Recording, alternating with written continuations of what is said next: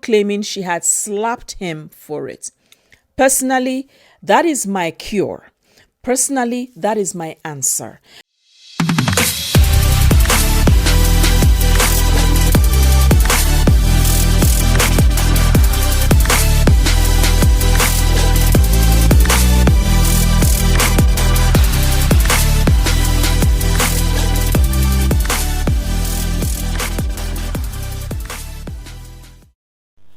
So hi guys, how are you doing today? Welcome back to my channel. My name is Chinyo of Julia Style Glam. This is your first time here with me. Thank you so much for being here. And if you're already subscribed to my channel, you're absolutely welcome. I want to thank you all so very much for your patience with me during this period. Remember my last video, I talked to you guys about the fact that, just a second. I talked to you guys about the fact that I was so occupied. I had 1,000,001 things I was doing, and I have just been able to liberate myself of one. So here we are. Right. So how are we doing?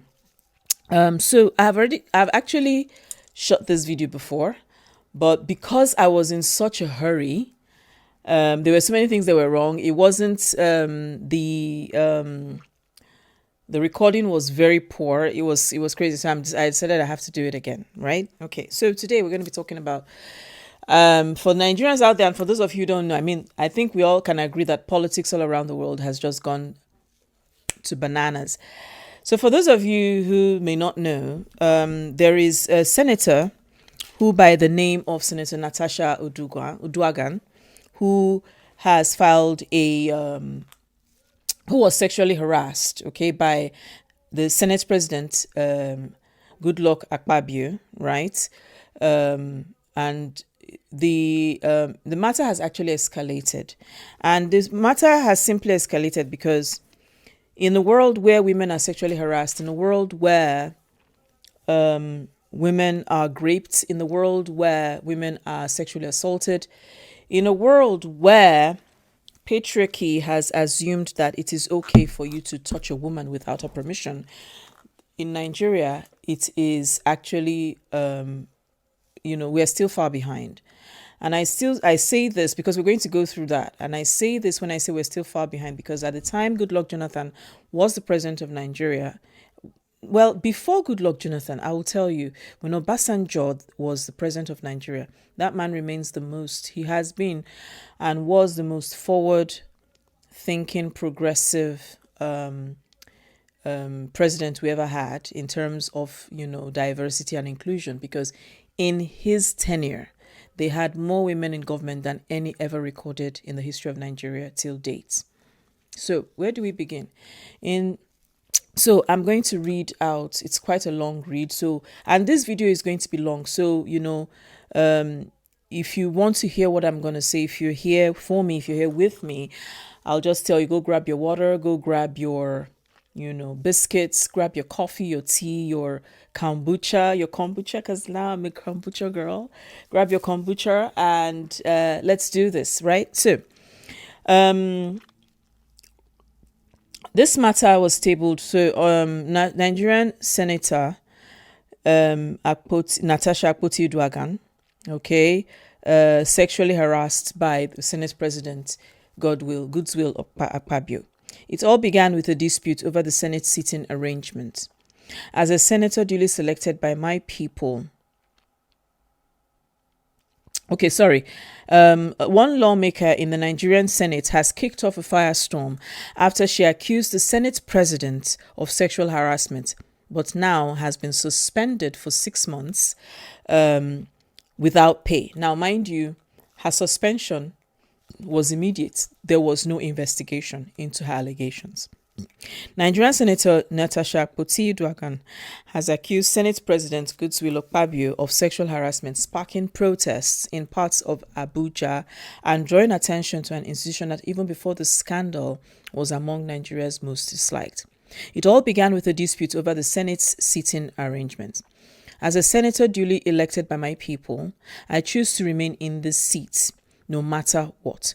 The worst you can do is suspend me, Akpoti Uduaghan said while confronting Akpabio, the third highest elected official in Nigeria. Now, a handful of the lawmaker was upset over Akpabio's abrupt. The lawmaker was upset over Akpabio's abrupt decision to change the sitting arrangements in the legislative chamber without prior notice.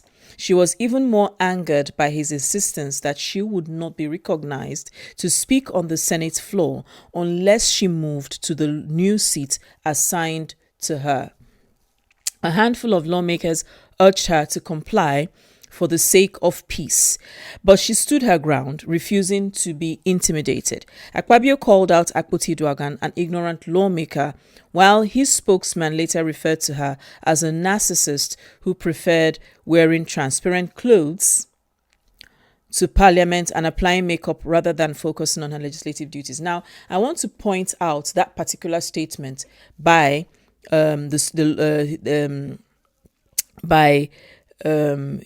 Akpabio's,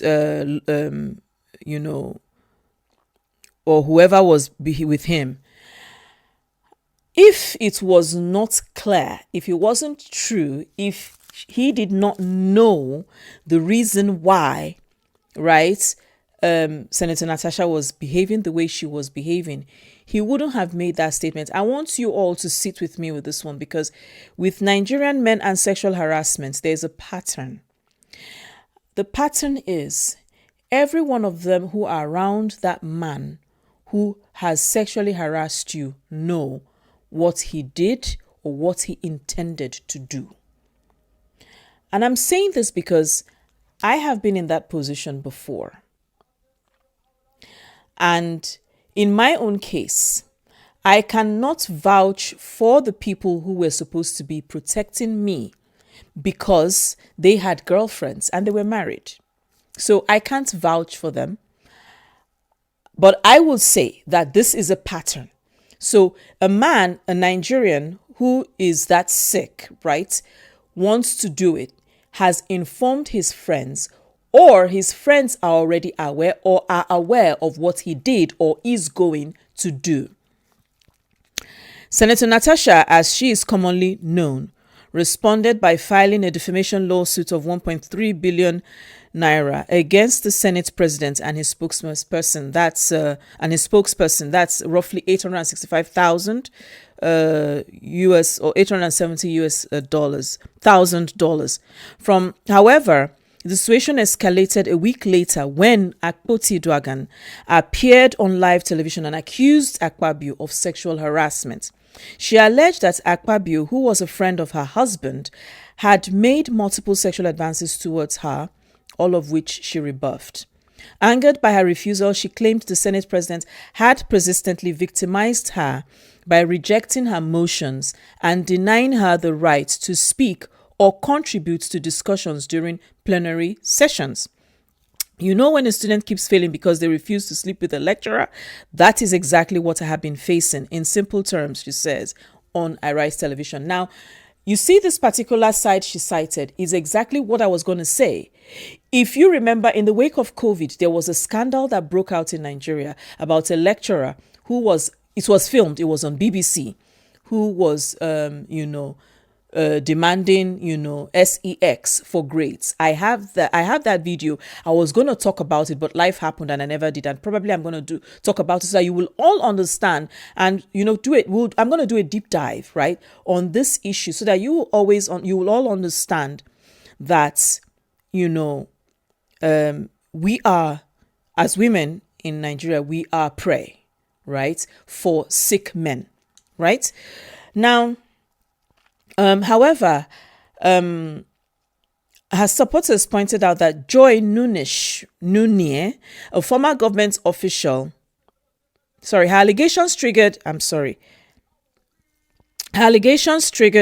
widespread reactions, particularly in the 109-member Senate, which is male-dominated. Many senators took turns condemning Akpoti Uduaghan, accusing her of tarnishing the institution's reputation. Now, I'm going to show you a video. When I finish, I'm going to show you, in the course of our discussion, I'm going to show you a video which buttresses this particular paragraph I just read. Critics argued that she had a history of making baseless allegations. However, her supporters pointed out that Joy Nunez, a former government official, had also previously accused Akpabio of sexual harassment, even claiming she had slapped him for it. Personally, that is my cure. Personally, that is my answer. Because a lot of men actually believe that, especially the fact that we keep quiet as women, so we don't, because the shame is not theirs, it's ours. They feel like we cannot talk. And the minute I heard this, right, I told myself personally, and this is me talking and speaking to my younger self who was sexually harassed as far back as in the university.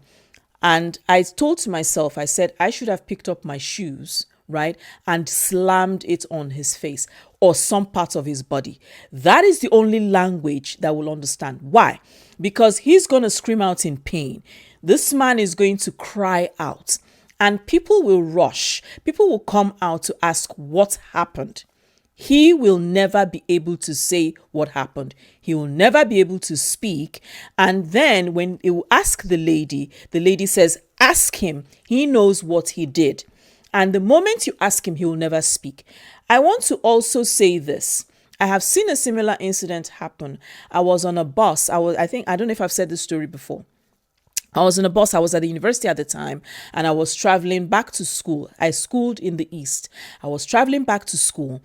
And while I was on the bus, a man was traveling with his wife.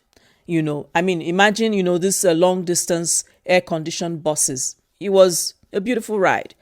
And this man, right, was traveling with his wife. Now, the wife was seated he was seated on the aisle seat while the wife was seated on the window seat. And the wife, unknown to me and other passengers on the bus, she had complained to her husband and told her husband that she was being fiddled, right, by the man who was seated behind her. Now, for the most part, because traveling from Lagos to the East at the time was about 8 hours by bus. For the most part of that journey, the man kept telling his wife that it's not possible. That it's not possible that somebody will be touching her inappropriately on the bus. And so this happened. And she kept on telling her husband, this is what is going on. I was there. No one told me this. I was there. I saw this happen. And so the man told the wife and said, okay, don't worry, because it was in the night. So it was a night trip. And so usually in a night trip, we all get to, you get to sleep on the bus, It's pretty comfortable, I'll tell you that. And so, the man told the wife, okay, don't worry, let's pretend, don't worry. I'm going to watch and see what happens, right? Just pretend as though you were sleeping. I kid you not. They were seated on the opposite side of me. I was seated here. The man and his wife were in front. The other one, the guy who was fiddling his wife, was at the back. And there was another passenger, I think, another man who was here. And I just sensed to them, And the next thing I heard were blows. Boo, boo. Are you crazy? Are you mad? How dare you touch my wife? Because the man, when his hand moved to do that, the man caught him red-handed, right? And began to throw blows at this guy, heavy blows. I was so content. I sat down with my bottle of water and I was sipping and I was watching the whole thing play out. It was so beautiful to watch. I was like, hell, this is some good video, some good show. Now get this. While this man was ranting about the inappropriate act that was committed, most of the men, and that's why I say this is a disease, most of the men who were on the bus told him to stop. Said he should stop. Is it because of this he's going to be beating another man like him? I kid you not. There is a problem. There's a sickness. And this, and they all bust out laughing. That's konji na konji holam. Say konji holam. Now why? Konji, if you understand if you're a Nigerian, you understand what I mean. What I mean, but he was horny, right? And they laughed it off and said, leave him alone, he's a stupid man, that kind of a thing, Personally, I wanted the pummeling to continue. I needed that pummeling to keep going. And I was shocked. I was shocked at how the whole thing was downplayed. I was shocked. Remember I told you all the story about Big Brother Niger and about a guy who did the same thing. He was actually expelled from the house. Who did the same thing. And then it was used... AY, who's one of the most successful Nigerian comedians, hosted a night of 1,000 laughs and actually came out and was giving excuses for the guy. I hope I'll be able to find that video and put it here. And said, na konji hola, make una leave am. It's a normal thing. It's a natural thing. Without her consent. She didn't ask you. She wasn't desirous of you. Nothing. You walked, left your bed, and went to her own bed. Anyway, that's just to buttress the point of of this particular paragraph I read. Now, in response, surprisingly, however, her supporters pointed out, I read that surprisingly, the Senate's 3 female lawmakers who many expected to rally around Akpoti Uduaghan did not support her. Instead, they urged her to settle the matter amicably with the Senate President. And this is another problem we have. We have mothers. We have people like this who, rather than stand for what is right, decide that you should keep quiet and do it amicably. We've got kids who have been essayed, right, by their fathers, by neighbors, by people that you don't know, people that we don't even know. It's an ongoing problem. And then we tell people, no, don't say anything so that people will not know, people will not hear, right? This is where we are. It's not strange for us in Nigeria. This is where we are. Rather than mothers come out to fight for their kids, rather than women come out to fight for a woman like her who has actually experienced the same thing, they say, oh, no, settle the matter amicably. Don't let anybody, you forget that she is the victim, but you're trying to shut up the victim and allowing her bully and her harasser to go scot-free. That's what you're doing. Women like you and I. Now, meanwhile, Akpabio's wife, Uloma is an Igbo woman, held a press conference in which she accused Akpoti Uduaghan of lying about her husband. She also filed a 250 billion naira defamation lawsuit against the senator. Akpabio himself has denied all allegations. Now, which is a very usual thing with women whom their husbands are sexual predators. They always come out and they will come out, first of all, and claim that their husbands are innocent.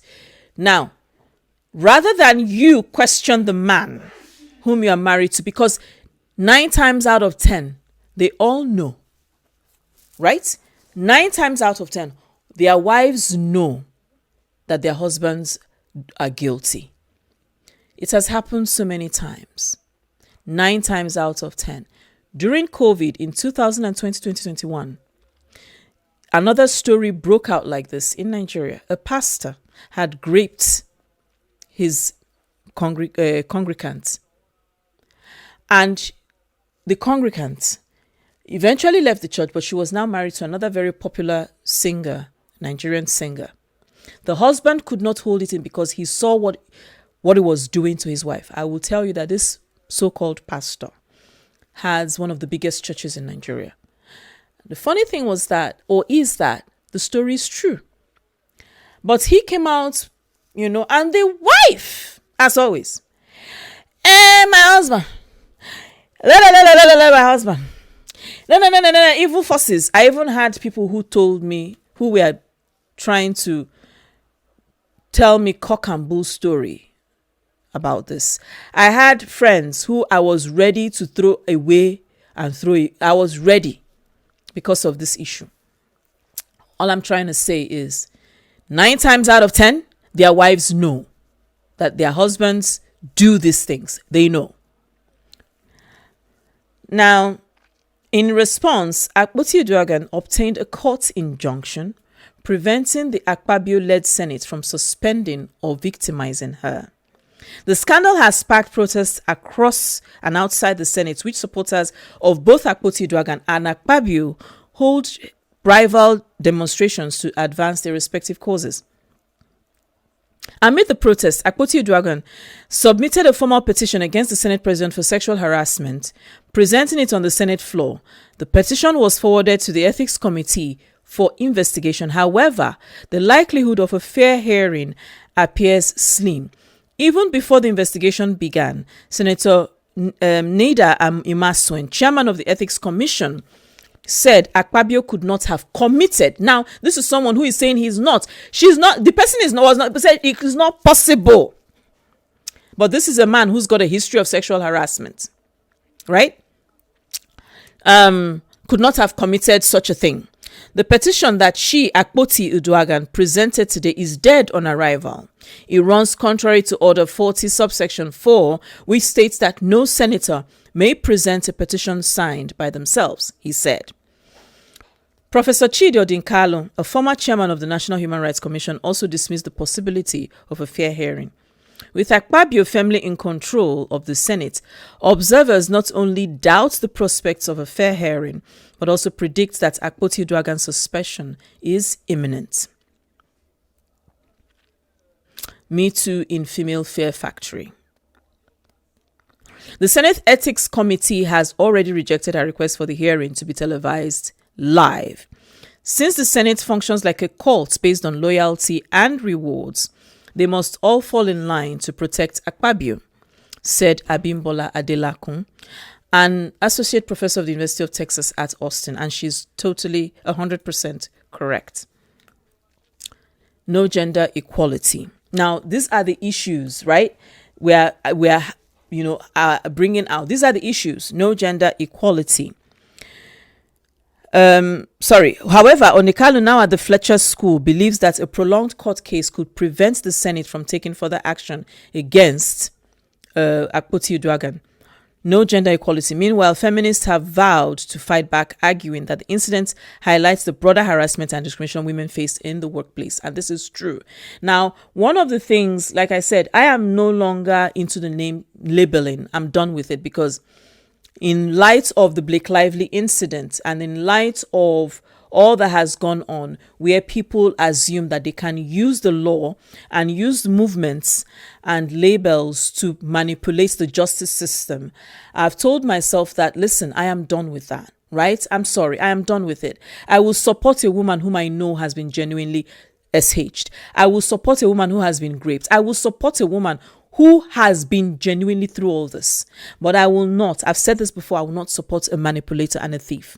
In the case of Akpabio, I am 100% sure that he did, because there are witnesses and there are people, and he has history of this, right? And nothing has been done. Now, let me explain something to you. Maybe you may not know. Akpabio is actually a criminal. He's got, a police character certificate. He's full, right? He was put in jail, right? I think under Obasanjo, I'm not sure, for fraud and, stealing public funds. He's actually a disgraced criminal and a disgraced statesman. It's not, I can't even use the word statesman where his name is with, disgraced and statesman cannot go hand in hand. But yes, he is actually that. So, and knowing fully well that most women have remained and are still victims of predators, in Nigeria, there is everything that has been put in place to actually protect, that was supposed to protect. None of them have even gone far.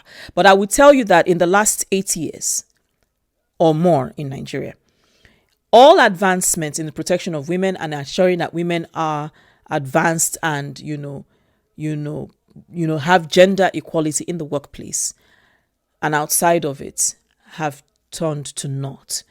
And I say this because generally in Nigeria, a successful woman in whatever capacity is always name called. We have people who call women who are successful, extremely successful, as they call them different types of names. I think Chimamanda has talked about something similar. It's not new. I've been in Nigeria where I was, I've talked about this with my parents, my father, because my father has been at the back of everything I've ever done in my life. And I recall one of those days I was telling my father about how I wanted to be this, I wanted to do this and make sure I did this and all of that. And there was this man who was at the house. I think I've said this story before. And he looked at me dead and said that I am this, I am that. Nobody wants to marry me. And I was like, my dad was actually shocked. I said, how dare you come to my house and be telling my child that kind of a thing? Right? These are the situations. And this person, I'll tell you. Anyway, I don't want to go there. It's in the past. Anyway, we read on. The controversy has further tarnished the Senate's image, an institution that for the past 15 years has consistently rejected bills promoting gender equality. Senator Natasha Akpoti Uduaghan, you will never walk alone, tweeted activist and former minister Obi Ezekwesili. Dear Senator Natasha Akpoti Uduaghan, if the whole world stands against you, I stand with you, added activist Rinu Odwala. We believe, and so this is the end of this first reading. Now, today, as I speak to you, Senator Natasha has taken the case to the United Nations, if I'm not wrong, courts, where she actually put it into hearing.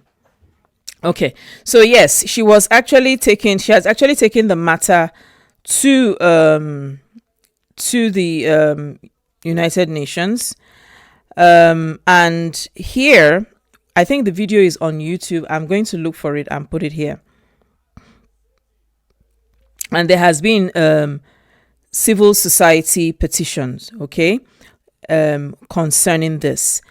Now, she took the complaint to Interparliamentary Union, a United Nations agency, alleging bias. Now, by United Nations standards, sexual harassment is gender-based violence against women.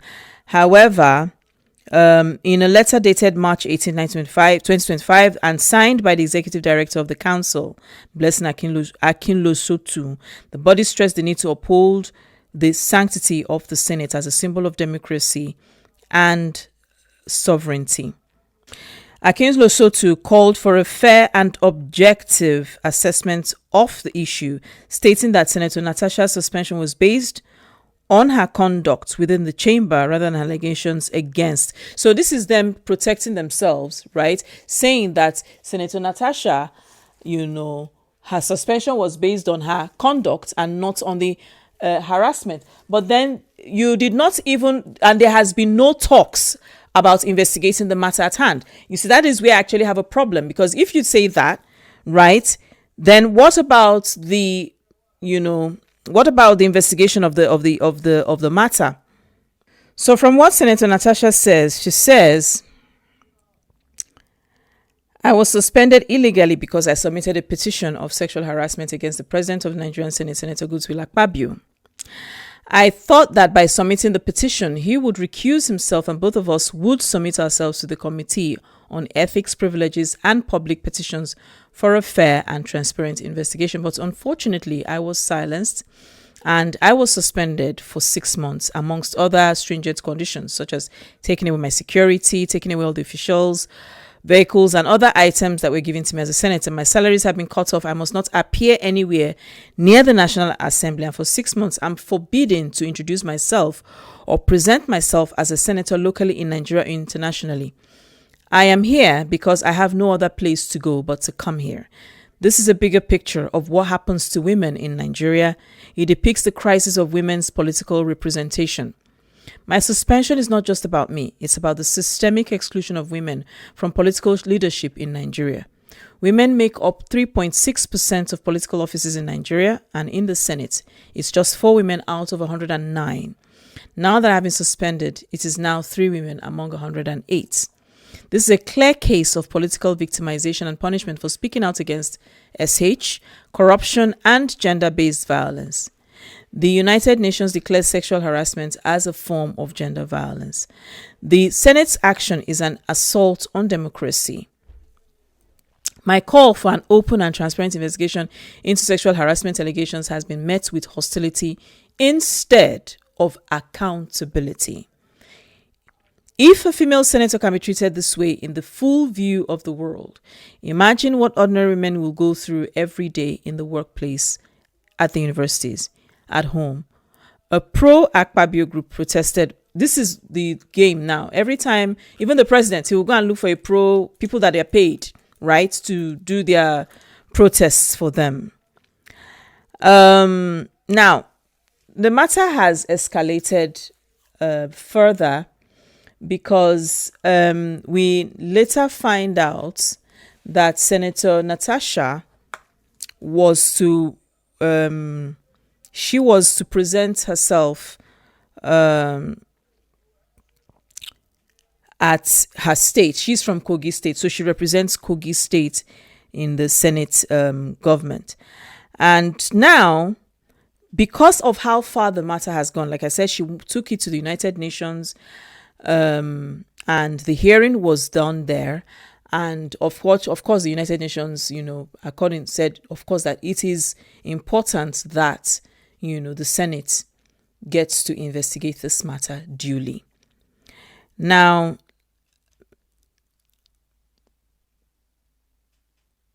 I'm going to read something. Today, the headline says, "We are all Natasha. Senator's sexual harassment claims royal Nigeria." Treatment of Natasha Akpoti Uduaghan who has been suspended from Senate, shines light on women's rights. Last July, Nigeria's third most powerful man gave a rare apology on the floor of the Senate, which he heads. Godswill Akpabio had chastised his colleague, Natasha Akpoti Uduaghan, for speaking out of turn, saying, "We are not in a nightclub." But after receiving what he said was a deluge of insulting text messages from Nigerians, he apologized publicly a few days later. So, very recently, she was supposed to go to her state and she was told not to come there. Now, I want to clarify. I want to also make you people know that what happened in Kogi State had happened before, where she was supposed to be running for, I think she was supposed to be running for governorship. And on her way, there were roadblocks. They destroyed the roads to stop her from getting in. We saw it on live television. Nobody, we saw it. And then she could not go. She could not move. She could not get into the state. Right? And this is something that is happening and is unfolding daily in Nigeria. We're seeing a hijack, right? And we're talking about state hijack, the president. We all know what happened in Nigerian presidential elections. And so for her to be able to go into her state where she was born, she took a helicopter. And I think that was the FU moment right there. That was the FU moment right there. That's the video. That was the FU moment right there. She did not bother. She just went straight in a helicopter. So, in a nutshell, what we see today, and what is happening today in the wake of sexual harassment, grape, and all that has been going on for the longest time. It's not new. But what is most painful is the fact that the excuses are so many. The excuses for turning a blind eye when a woman complains or reports such things, it's the same. She's lying, she's fabricating, nobody did anything to her. Even when I was watching the BBC interview, I was ashamed. I was ashamed to see the kind of comments that were written there. I was ashamed. And why I say this is because it's because of people it is because of comments, it's because of people who refuse to look at an underlying problem and say there is a disease plaguing our country. Because it may be Senator Natasha today, it could also be your sister, it could be your child, it could be your daughter, it could be your son. I cannot buttress enough the number of people, the people that have been, their lives have been destroyed because of SH, grape, SA, you name it. And why? Because victim shaming is the order of the day. All the time. So many have kept quiet. So many have swallowed it and are suffering in silence. I talked to you all about the fact that, in wake of COVID, we had another incident, a pastor. And the thing is, these are people of authority. We all know that. They are either uncles or aunties or pastors or you name it. They are in that position where there is a kind of power over you. And so I am with Natasha on this one. I stand with her because lessons must be learned. Yeah, lessons have to be learned. And if the lessons are not learned, we will not redress. Because in a country where the president says that his wife belongs in the kitchen, what do you expect? In a country where another dead president now says that his wife, because that's when his wife is only looking for how to answer mother. I can't with these people. I really can't. I swear, I really can't. And I really am holding myself so much because I just don't want to, I don't want to, but I'm holding it in so much. Now, we also are aware that the INEC committee decided that they were going to reinstate, Senator Natasha, as in her seat. Now, in the wake of all the shenanigans that have been going on, they decided to reject that. You see, this is what I'm saying. It's a constant form of bullying, a constant form of trying to repress your voice, your rights. This is what we face. This is what women in Nigeria face on a daily.